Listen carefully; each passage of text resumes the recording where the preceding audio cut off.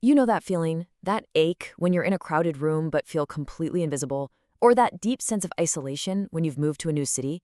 That's loneliness. And look, it's a totally universal human experience, but for millions of us, it's becoming a chronic condition.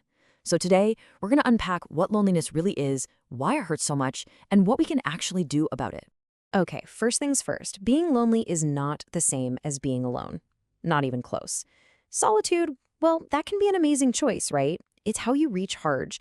But loneliness, that's a whole different beast. It's that painful, draining craving for connection that you just don't have, even if you're literally surrounded by people. So let's try to reframe how we think about this. Because here's the big idea. Loneliness isn't some personal failure or a flaw in your character. Nope, it's actually a powerful biological signal. And just understanding that is the first crucial step to dealing with it. And this is so important to remember.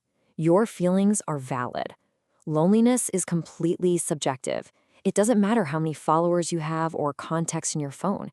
If you feel lonely, you are lonely. Your experience is real, period. We should probably bust a huge myth right here. There's the stereotype that lonely people just don't have good social skills. But what's fascinating is that huge population studies show that for adults, social skills make almost no difference. Fame, money, being beautiful, having a great personality, none of it makes you immune. So if it's not a flaw, then what is it? Well, think of loneliness like hunger or thirst. Seriously, just like hunger is a signal telling you your body needs food, loneliness is a signal from your body saying, hey, you need to pay attention to your social needs. It's a basic, fundamental part of our biology. But why is this alarm so powerful? Why does being left out physically hurt? Well, the answer to that goes way, way back into our evolutionary past. It's all about survival. For hundreds of thousands of years, our very survival depended on being part of a group. Natural selection literally rewarded collaboration.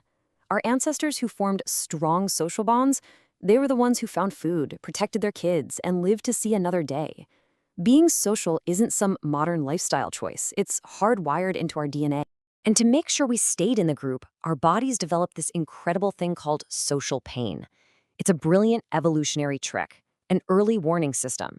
That sting you feel when you get rejected, that's your brain screaming at you to change your behavior so you don't get kicked out of the tribe. In fact, your brain processes that kind of rejection in some of the same areas it processes physical pain. Wild, right? Just think about that for a second. In a world full of predators and all kinds of danger, the single biggest threat to your existence wasn't a lion. It was being ostracized, because being alone meant almost certain death. That's why loneliness hurts so much. It's your body's oldest, most profound survival alarm, and it's blaring. Okay, so if we're literally hardwired for connection, why is this ancient alarm ringing so often, so loudly, in our modern, supposedly hyper-connected world?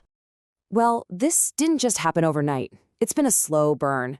The shift really started centuries ago. The Renaissance began to celebrate the individual over the group. Then the Industrial Revolution broke up tight-knit villages. And today, we move vast distances for jobs, for love, for school, far away from our social safety nets. We've basically spent centuries systematically dismantling the very structures that used to hold us all together. And you can actually see this in the numbers. It's pretty stark. In the US, the average number of people someone felt they could really confide in dropped from 3 back in 1985 to just 2 by 2011. Our inner circles are literally shrinking.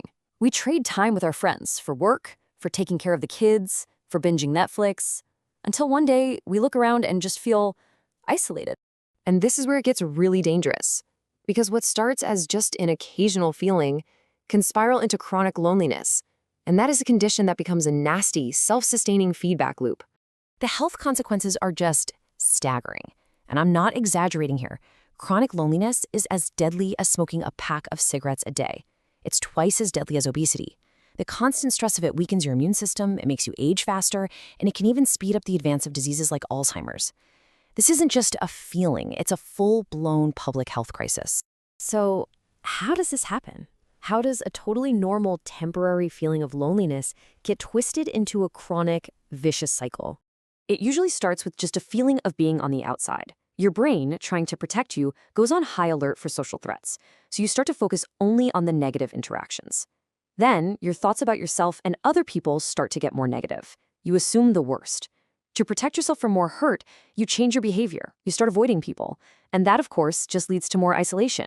And the cycle repeats, getting tighter and tighter each time. But here's the good news. You are not powerless. You can answer this alarm.